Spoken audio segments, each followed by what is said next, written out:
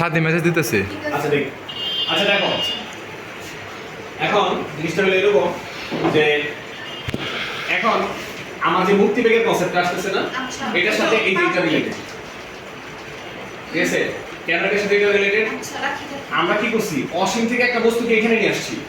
আর মুক্তিবেগের কনসেপ্টটা কি? মুক্তিবেগ চাচ্ছে, মুক্তিবেগ জিনিসটা কি, যে আমরা এই মহাকর্ষের ক্ষেত্রে কোনো একটা বিন্দু থেকে অসীমে চলে যাব, আর ফেরত আসবো না। এটা আবার কি? তাই না? মুক্তবেগ। মুক্তিবেগ জিনিসটাই তো এটা। যেমন কোনো একটা বস্তুকে নিক্ষেপ করে দেবো, এটা আর কি করবো না, পৃথিবীতে ফেরত আসবে। স্বাভাবিকভাবে এই দেখতে দিছি, আবার কি হয়েছে, আমরা চাচ্ছি ফেরত দিব আর আসবে না। তাই না? তাই অবশ্যই সম্ভব। অসীমে স্পেসে গেলে তাই রকেট ফেরত আসে, ও ওর জ্বালানি খরচ করে ফেরত, জানি খরচ করে তাই বুঝতে হবে। ও বাইরে হওয়ার শক্তি দিয়ে ভেতরে আসার শক্তি, আর নিজের হেঁটে মারছি। ন্যাচারালি ফেরত আসবে না। কথা বুঝছো? না, ফেরত আসবে না। ঠিক আছে, তো এখন জিনিসটা হচ্ছে যে তার মানে তোমার অসীম থেকে এখানে আসতে যতটুকু শক্তি লাগবে, তুমি যদি এখান থেকে অসীমে যেতে চাও তাহলে কি হবে? অসীম থেকে এখানে আসতে যতটুকু শক্তি লাগবে, এখান থেকে অসীমে যেতে কি হবে? কতটুকু শক্তি লাগবে? হ্যাঁ, আকর্ষণের ওটা দিক, মানে এখানে তো অশক্তি হচ্ছে, ওই শক্তি খরচ করে আনতেছে, আর এখন কি করবো, অশক্তি পাস করে তোমার যেতে হবে, তাই তো? কথাটা বোঝা গেছে? আর এই শক্তিটা তুমি অর্জন করতে চাও কিভাবে, তাই না? বসে দেখে ওই শক্তি অর্জন করলে তোমাকে একটা গতি নিতে হবে, তোমাকে কি করতে হবে? একটা ফ্লো দিতে হবে, ফ্লো। একটা গতিতে বের হতে হবে না? একটা জ্বালানি দিতে হবে, জ্বালানি। তার মানে জিনিসটা কি, তোমার একটা বেগ অর্জন করতে হবে, যে বেগের কারণে তোমার শক্তি উৎপন্ন হবে। বেগের কারণে কি শক্তি উৎপন্ন হয়? গতি। গতি শক্তি। দ্যাট মিন্স এই যে ভ্যালুটা আছে, ঠিক আছে, এর কারণে বিভব শক্তি উৎপন্ন হয়। Very good. তাহলে হাফ এম ভি স্কয়ার। ঠিক আছে, তুমি বেগের কারণে তোমার এই যে শক্তিটা উৎপন্ন হবে, এই শক্তিটা কি হতে হবে, আমার এই যে এই বিভব শক্তির সমান যখন হবে, তখন আমি কি করতে পারবো, অসীমে চলে যেতে পারবো। তো যে বেগটা অর্জন করলে ওই শক্তিটা অর্জন হবে, সেই বেগকে আমরা নাম দিছি মুক্তিবেগ। আর মুক্তিবেগকে ভিই দ্বারা প্রকাশ করা হয়। ভিই ইংলিশ হচ্ছে এসকেপ ভেলোসিটি। এসকেপ ভেলোসিটি, হ্যাঁ, তাহলে অসীমে চলে যাবে, সমান মাত্রা আছে বেশি। এখন কথা হচ্ছে যে আমাদের উদ্দেশ্য হলো আমরা আজ থাকি হলো ভূপৃষ্ঠে, তাই না? এখন এর পৃথিবীতে ফেরত আসলাম, এতক্ষণ পৃথিবীতে ছিলাম না। পৃথিবী, এটা পৃথিবী, এই ভূপৃষ্ঠে এম ভরের একটা বস্তু আছে, ঠিক আছে? আমরা চাচ্ছি এটাকে অসীমে নিয়ে যাবো, ঠিক আছে? তার মানে এখানে এই যে আর দূরত্ব থেকে অসীমে নিয়ে যাবো, বুঝছো? তাহলে এটার জন্য কতটুকু শক্তি লাগবে? এটার জন্য শক্তি লাগবে যে v = -gm/r। তাহলে half m v square = -gm/r। কথা বুঝছো? এই জায়গাটা স্যার টারিবার বোঝাতে ভালো হতো, মানে এই দুইটা সমান লিখলে না, হ্যাঁ, টারিবার কোন তোরে স্যার? মানে ওই যে এই পরিমাণ শক্তি লাগবে, ও এটা সমান বললে ওইটা হইছে, ওইটা হইছে আর কি। এই পরিমাণ শক্তি যদি আমি বেগ দিয়ে অর্জন করতে পারি, তাহলে আমি অসীমে চলে যাবো। তাহলে এখানে mm যদি কেটে দেই, না, এখন তো আমরা ভূপৃষ্ঠে চিন্তা করছি, এখন পৃথিবীতে চলে আসছি, তো আমরা অন্য জায়গা ছিল, মহাকাশের ক্ষেত্র ছিল, দ্যাটস আ বিগ আমরা পৃথিবীতে চলে আসছি। জি স্যার, পৃথিবীর কাহিনী নিয়ে আলোচনা হচ্ছে, পৃথিবীর গল্প। এই জন্য আবার পৃথিবীর ব্যাসার্ধ ফেরত আসছে, বুঝা গেছে? তাহলে এখানে VE স্কয়ার সমান কত হবে? 2gm/r। তাহলে VE সমান কত? √2gm/r। ঠিক আছে, এটাকে আরেকটু মডিফাই, এটা একটা সূত্র আরেকটু মডিফাই করা যায়। আমরা চাইলে এটা লিখতে পারি 2gm/r² * r। তাহলে √2, এই যে gm/r², এটাকে কি বলে? f না জি জি জি জি, 2g। ঠিক আছে, তাহলে এটাও মুক্তিবেগের একটা সূত্র, এটাও মুক্তিবেগের একটা। কাম সারছে স্যার। আচ্ছা স্যার, স্যার ওয়েট। এটা হলো ব্যাসার্ধ পৃথিবী, এই জন্য আমরা এখানে আনবো। আর ওইখানে কি বলছিলাম? ওইখানে তো কি বলবো? এলে কইছিলাম আগর ছোট ছোট কি ওইখানে কেন্দ্র থেকে নিয়ে গেছিলাম না, কেন্দ্র থেকে না, এখানে হচ্ছে এটা মহাকর্ষীয় ক্ষেত্রের কোন একটা জায়গা থেকে, মানে অসীম থেকে এটা মহাকর্ষীয় ক্ষেত্রের কোন একটা এই মহাকর্ষীয় ক্ষেত্রের কোন একটা বিন্দুতে আছে। ঠিক আছে, এটা একটা বস্তু, এটা আমাদের একটা মহাকর্ষ ক্ষেত্র আছে না, যেমন পৃথিবী, এটা একটা মহাকর্ষ ক্ষেত্র আছে না, সবার একটা মহাকর্ষ ক্ষেত্র থাকে। মহাকর্ষ ক্ষেত্রে যে কোনো বিন্দুতে আছে, আর যে কোনো বিন্দুর দূরত্বটাকে আমরা আর দিয়ে প্রকাশ করছি। যে কোনো বিন্দুর দূরত্বকে আর দিয়ে প্রকাশ, ছোট হাতের আর দিয়ে প্রকাশ। আর বড় হাতের আর তো শুধুমাত্র ব্যাসার্ধের জন্য আপনি এই বস্তুর ব্যাসার্ধ তো এই থেকে এই মতো না, এটার ব্যাসার্ধ কি এখান থেকে এই মতো? না না এটা দূরত্ব, সেন্টার থেকে কোন একটা উল্লম্ব বিন্দুর দূরত্ব না। এরপরে যেটা আমরা টপিকটা আমরা দেখবো সেটা হলো কৃত্রিম উপগ্রহ, ঠিক আছে না? কৃত্রিম উপগ্রহ। কৃত্রিম উপগ্রহ কথাটা যদি আসে তাহলে আরেকটা কি মনে হয়? মানে স্যার বানাইছে নিজ হাতে। মানে এটা কৃত্রিম উপগ্রহ কথাটা চলে আসবে। স্যার চাঁদ চাঁদ চাঁদ চার কৃত্রিম উপগ্রহ। চার কৃত্রিম উপগ্রহ। ধরলাম আমার কি বলবো কৃত্রিম না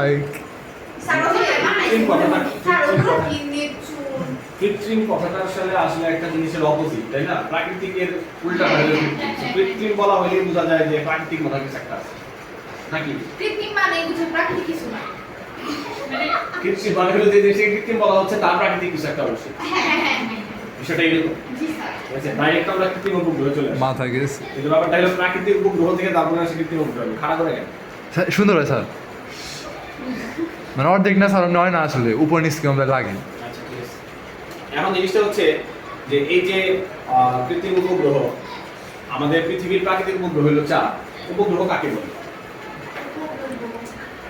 বুঝছি স্যার কিন্তু সম্পূর্ণ বলতে পারি না। না, স্যার। উপগ্রহ হচ্ছিল গ্রহকে কেন্দ্র করে যারা ঘুরে তাদেরকে উপগ্রহ। চাঁদ বুঝতে বুঝতে গ্রহকে কেন্দ্র করে যারা ঘুরে তাদেরকে উপগ্রহ বলে। চাঁদ পৃথিবীকে কেন্দ্র করে ঘুরে, এই জন্য চাঁদ পৃথিবীর উপগ্রহ। কথা বোঝা গেছে? তাহলে কৃত্রিম উপগ্রহ কি করবে?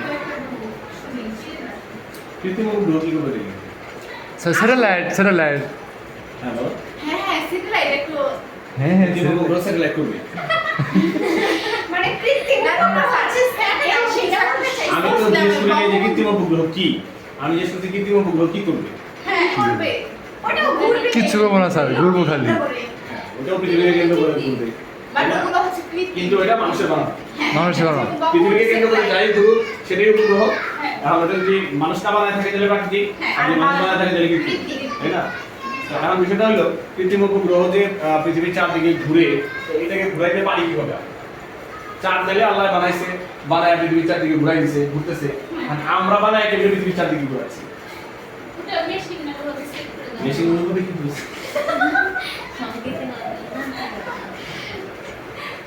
ওইটাই তো জানতে হবে স্যার কিভাবে স্যার ওইটা জানলে তো হইতো। হ্যাঁ, সেটাই জানাচ্ছি। দেখো এখানে আবার নিউটন বলবিদ্যার কনসেপ্ট চলে আসছে। তুমি বলো বিদ্যা মেনে লেছি এখানে কেন্দ্রমুখী কেন্দ্র বিমুখী বলার কাহিনী আছে, ঠিক আছে? আমরা বলছি যে কোনো বস্তু যখন ঘোরা শুরু করে তখন কি হয়? কি হয়? ঘুরতে থাকে। ঘোরা শুরু করলে ঘুরতে থাকে। খালি ঘুরে আর ঘুরে ঘুরলে আর খাই দেয় কামড়ে ঘুরবে খালি। এই কথা। কোনো বস্তু যখন ঘোরা শুরু করে তখন সাথে সাথে একটা কেন্দ্র বিমুখী বল তৈরি হয়, ওকে। ঠিক আছে? যে কোনো বস্তু যখন তার ঘোরাটা শুরু করবে সাথে সাথে তার কেন্দ্র বিমুখী বল তৈরি হবে। এখন এই কেন্দ্র বিমুখী বলের বিরুদ্ধে যদি সমান পরিমাণ কেন্দ্রমুখী বল তৈরি করা যায় তাহলে ওই বস্তুটা কি হবে? তার ঘূর্ণনকে বজায় রাখতে পারবে। আদারওয়াইজ সে ঘোরা স্টার্ট করবে ঠিকই, স্টার্ট করার সাথে সাথে তার ঘোরাটা বন্ধ হয়ে যাবে। দুইটা জিনিস হতে পারে, যদি কেন্দ্র বিমুখী বল বেশি হয় তাহলে এটা কি হবে? ছিটকে চলে যাবে। আর যদি কেন্দ্রমুখী বল বেশি হয় তাহলে এটা কি করবে? আয়সা এটার মধ্যে পতিত হবে, কেন্দ্রে পতিত হবে। আমার বোঝা গেছে? এখন কোনো বস্তুকে কেন্দ্র বিমুখী বল যেটা আছে, কেন্দ্র বিমুখী বল আমরা হিসাব করি mv²/r দিয়া, ঠিক আছে? এই যে এটা হলো কক্ষপথের ব্যাসার্ধ, ঠিক আছে না? এই কক্ষপথে যখন এটা ঘুরতেছে তখন এটা কেন্দ্র বিমুখী বল mv²/r, বেগটা কত? এখন এটার সমপরিমাণ বল, মহাকর্ষ বল, ঠিক আছে? নির্দিষ্ট উচ্চতায় একটা কি আছে? মহাকর্ষ বল আছে প্রত্যেকটা জিনিসের, তাই না? পৃথিবী থেকে নির্দিষ্ট উচ্চতায় মহাকর্ষ বল ফিক্স না, বুঝো নাই? তো এখানে f এর মান যায়, এখানে f এর মান তাই নাকি? এখানে f এর মান যায়, এখানে ও এটা এটা কইতেছেন, বুঝছি বুঝছি। তাই না? প্রত্যেকটা জায়গায় ভিন্ন ভিন্ন না? ভিন্ন ভিন্ন তো স্যার। কেন হচ্ছে? যে পজিশন অনুযায়ী। একই জিনিস, ওই যে d², d এর কারণে, তাই না? d এর কারণে, দূরত্বের কারণে। তাহলে স্যার তাহলে এই নির্দিষ্ট দূরত্বের জন্য যে মহাকর্ষ বলটা তৈরি হয়, ঠিক আছে? এখানে একটা বস্তুকে রাখছি, এই দূরত্বের জন্য যে মহাকর্ষ বলটা তৈরি হয় যে gmm বাই এটুক হলো r, এটুক হলো h, r প্লাস h ঠিক আছে, হোল স্কয়ার, হ্যাঁ। ওইটার ওই পরিমাণ বল তৈরি করার জন্য যে বেগ লাগে আমার, ওই বেগের জন্য যে কেন্দ্র বিমুখী বল তৈরি হয়, এই দুটো যখন সমান হয় তখনই ওই বস্তু কি করতে পারে, পৃথিবীর চারদিকে ঘুরতে হতে পারে। পারে। আচ্ছা বুঝছি স্যার। ঠিক আছে। এই দুটো বিন্দু থেকে না কোন জায়গায় বল বেশি কোন জায়গায় কম? এই কথাটা আরেকবার বলে ভালো হয়েছে। এলা কি করলেন?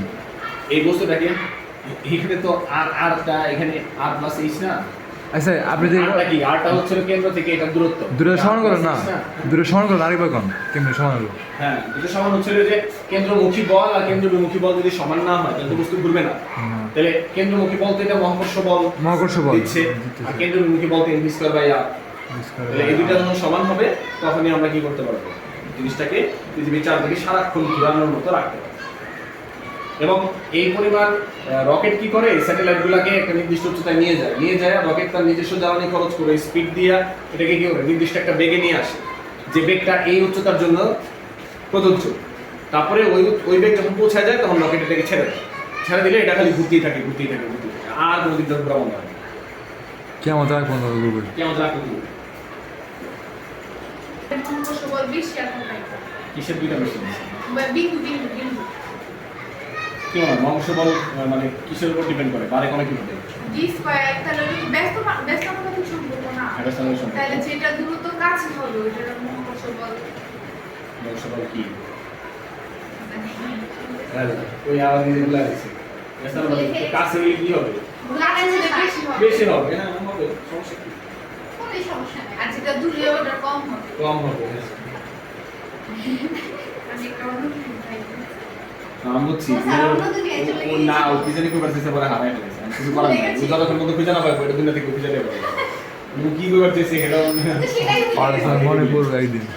যাই হোক, এখান থেকে যে সূত্রটা তৈরি হয় সেটা হচ্ছে এম কাটা দিলাম, এখানে একটা কাটা যায়, আর প্লাস এইচ ওই দুটো দুটো না এখানে স্কয়ার আছে, এখানে স্কয়ার আছে, একটা থেকে যাবে, তাহলে এখানে v স্কয়ার ইকুয়ালস টু কত হবে, gm divided by r plus h। তাহলে v সমান রোলাবার gm divided by r plus h। ঠিক আছে, হ্যাঁ ইকুয়ালস টু রোলাবার gm by r plus h। তাহলে এটা হচ্ছিল কি উপগ্রহের বেগের সূত্র। বুঝতে পারছো পৃথিবী পৃষ্ঠ থেকে এই উচ্চতায় কোন উপগ্রহের বেগ কত হইতে হবে সেটা আমরা এই সূত্র থেকে বের করতে পারবো। এটা আরেকটু মডিফাই করা যায় চাইলে, কিভাবে, gm divided by r plus h whole square into r plus h।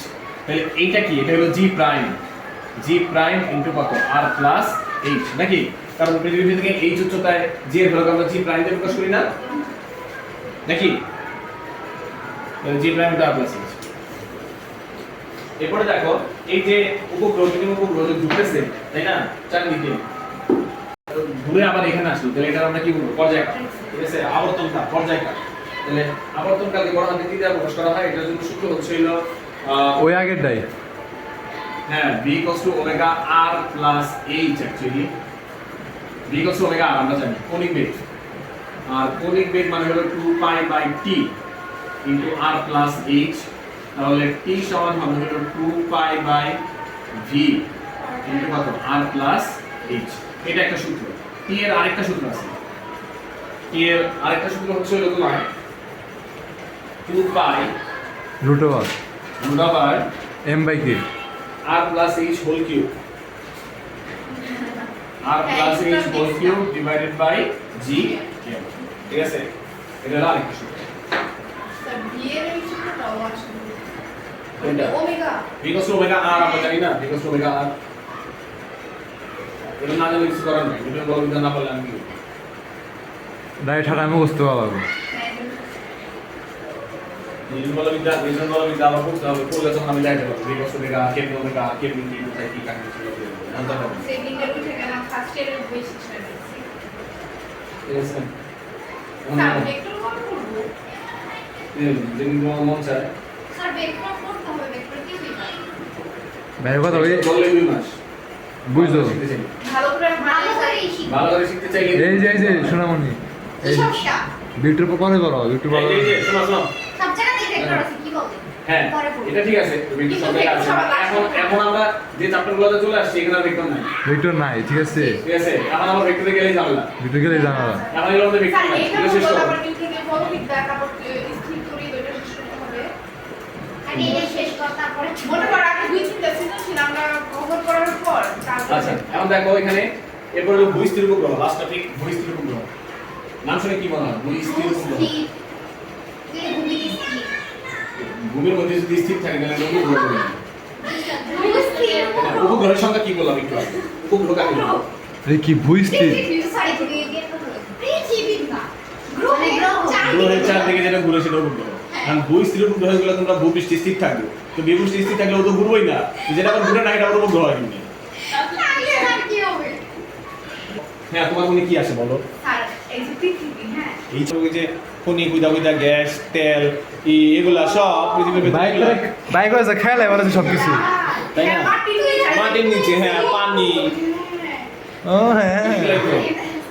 এটাই হতে পারে পৃথিবী কি স্থির নাকি পৃথিবী ঘুরতেছে এখন পৃথিবী যে ঘুরতেছে এইভাবে আর মনে করো এখানে একজন আছে আমি এখানে আছি ঠিক আছে আচ্ছা এটা না একটু আরো নরমাল সেন্সে আসি মনে করো আমরা রাস্তা দিয়ে যাচ্ছি ঠিক আছে না শিমলা এখানে বয়ফ্রেন্ডের পেছনে হুন্ডায় করে যাচ্ছে আর আমি এখানে গাড়িতে করে যাচ্ছিলাম আর কি কোনো একটা কাজ কারণ ঘটনা হচ্ছে ঠিক আছে, ঠিক আছে। জিনিসটা হচ্ছে এটা যে তো কতক্ষণ পরে দেখা গেল যে কোনো ভাবে হোক হয়তো আগে ছিল বা আমি পিছনে ছিলাম যাই হোক কিছু একটা হয়েছে যে কোনো একটা সময় আমরা কি হয়ে গেছি একত্রিত হয়ে গেছি আমিও চলতেছি ও চলতেছে ঠিক আছে তো তখন আমিও ওকে দেখতেছি আমাদের মধ্যে দূরত্ব পরিবর্তন হচ্ছে না বুঝছো মানে আমাদের দেখে সেগুলো বলতেছে যে সাউন্ড দেওয়া দরকার না পলাবো কি করবো কিছু করবো না।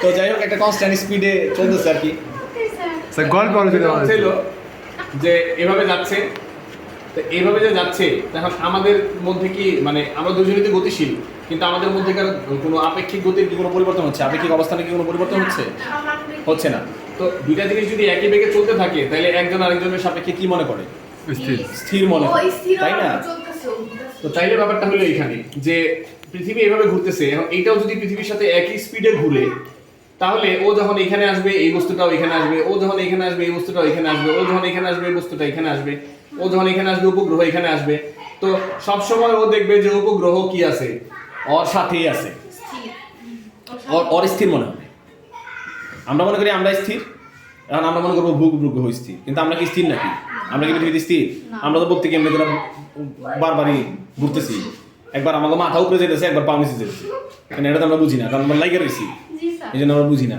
তো ব্যাপারটা হলো এরকম ঠিক আছে সো তাইলে ভূস্থির উপগ্রহ কাকে বলে যে কোন একটা উপগ্রহ যদি পৃথিবী যে কৌণিক বেগে ঘুরতেছে সেই কৌণিক বেগে কোন একটা উপগ্রহ ঘুরে তাহলে সেটাকে আমরা বলবো ভূস্থির উপগ্রহ কথা বুঝে গেছে আর ভূস্থির উপগ্রহ হইতে হলে এটার বেগ হইতে হয় কত এটার উপগ্রহের বেগ হইতে হয় ছিল 3.1 kilometre per second fixed value বুঝতে পারছো এই হলো বিষয়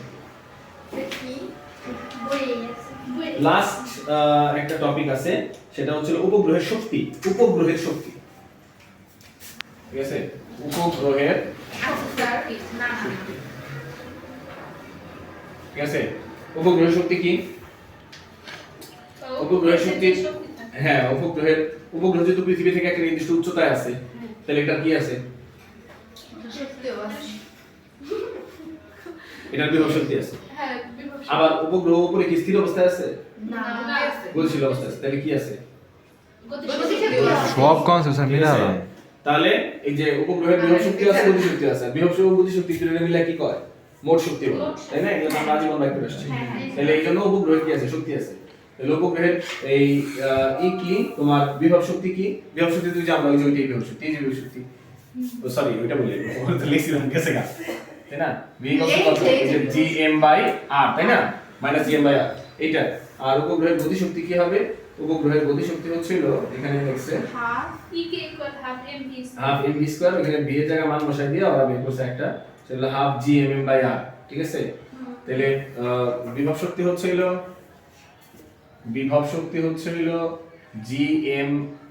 gm/r আর গতি শক্তি হচ্ছে হাফ gmm/r দুটাকে যোগ করে দিলে মোট শক্তি পাওয়া যায় প্লাস ek হ্যাঁ বিভব শক্তি ক্ষেত্রে মাইনাস হয় ঠিক আছে অবশ্যই মাইনাস দিতে হবে তো মাইনাস হয় তো এর যোগ করে দিলে আলটিমেটলি কি আসে minus G M M by R minus 이거 타면 G 소리 들려. M M by 2 R হিসাব করলে মানে 1 থেকে হাফ বিয়োগ দিলে হাফই থাকে 아예 이리사. তাই না ওকে ঠিক আছে শেষ 자, 앞으로 হ্যাঁ ওকে